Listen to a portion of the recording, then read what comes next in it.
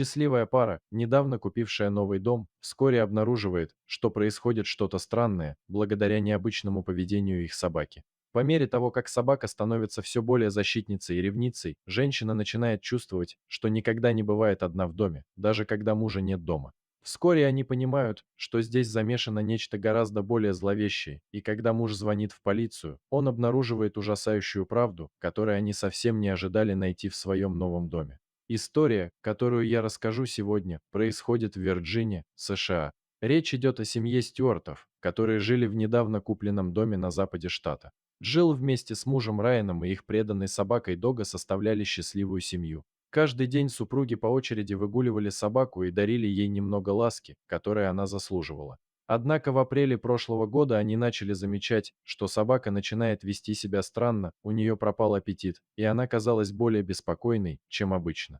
Решив, что это может быть болезнь, они отвели любимую собаку к ветеринару, чтобы тот ее осмотрел. Но после обследования ветеринар не нашел ничего ненормального и вернул собаку домой. Пара была в замешательстве, не понимая, что происходит с их питомцем. Раз ответа у ветеринара они не получили, то решили, что, возможно, переезд в новый дом вызвал стресс и проблемы с адаптацией. Кроме того, они заметили, что собака больше не хочет гулять и играть с ними, как раньше.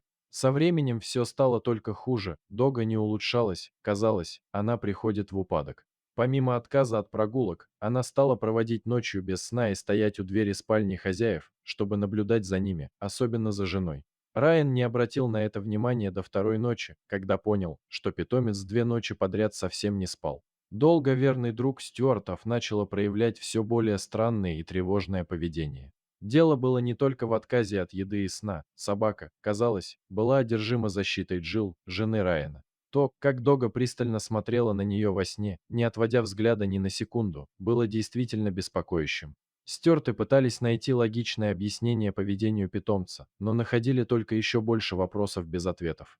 Почему Дога была настолько озабочена Джилл? Было ли в доме что-то, что ее беспокоило? Возможно, какой-то злоумышленник шатался по округе. Со временем ситуация только ухудшалась, Дога отказывалась оставлять Джилл одну, и если той нужно было куда-то уйти, собака становилась крайне тревожной, отчаянно лая и было, будто зная, что в ее отсутствие случится что-то плохое.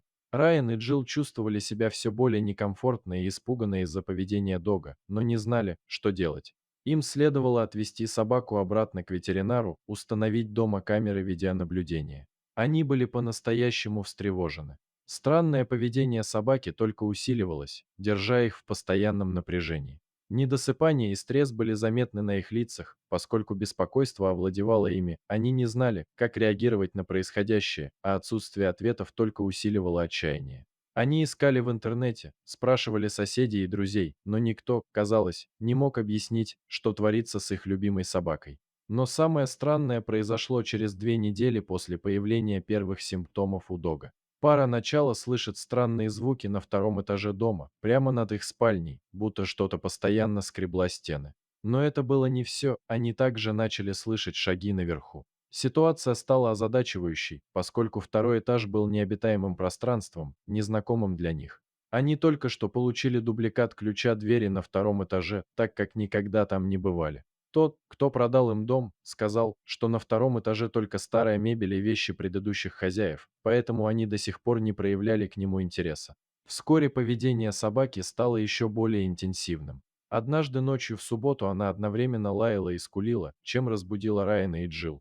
Они поняли, что собака предупреждает об еще одном человеке в доме. Вероятность того, что это животное, отпала, когда шаги наверху становились все громче и настойчивее. В отчаянии, в полночь субботы, посреди ночи, в загородном доме, без кого-либо поблизости, к кому можно было бы обратиться за помощью, они сделали единственное, что могли, позвонили в полицию, та прибыла минут через 15. Полицейские задали Джилл и Райану множество вопросов, на которые те быстро ответили, рассказав о поведении собаки и о том, что слышали наверху. Полиция сразу направилась на второй этаж и выбила дверь.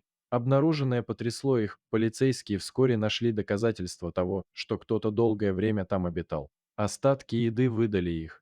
В тот момент никого не было, возможно, шум полиции предупредил их, и они сбежали до того, как их нашли. Ситуация была тревожной, поскольку вскоре выяснилось, что речь шла о группе людей, незаконно проживавших на втором этаже дома.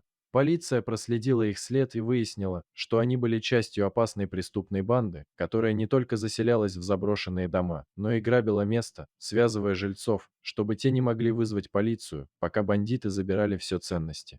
Очень вероятно, что эта группа, жившая в доме Стюартов без их ведома, ждала подходящего момента, чтобы сделать свой ход.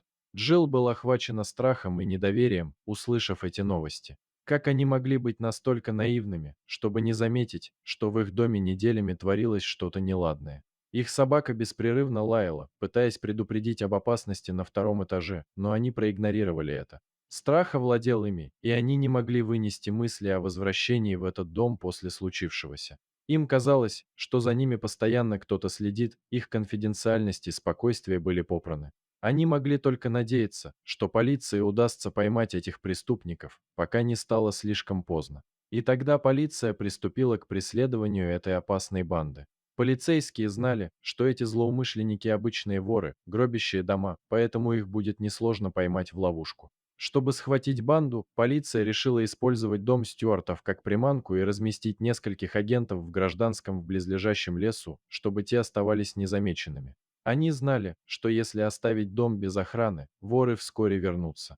И в самом деле, через 2 дня банда вернулась, на этот раз более осторожная и замаскированная. Они убедились, что в доме никого нет, выглядывая по его краям, не заметив никого, они с триумфом вошли грабить все, что могли. И тут первый воров вошел в дом и понял, что дверь не заперта, а сзади дом окружен полицейскими, которые подъехали на фургонах, готовые к рейду. Начальник полиции подъехал на машине и схватил 6 преступников сразу, некоторые попытались сбежать, другие сдались и ждали, когда их закуют.